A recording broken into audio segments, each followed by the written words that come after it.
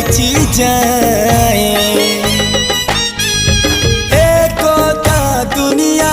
रे नुआनु है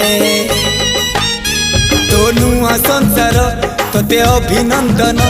तो चल बाटरे झर फूल चंदन तो चल बाटरे झर फूल चंदन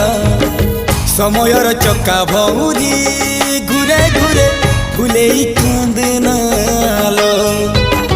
चढ़ीबु तू फूल सवारी धीरे धीरे फूले कांदनालो बाहागर सुख परा विधाता देइछि तोते विरह वेदना सबु सहिबाकु हवा मते।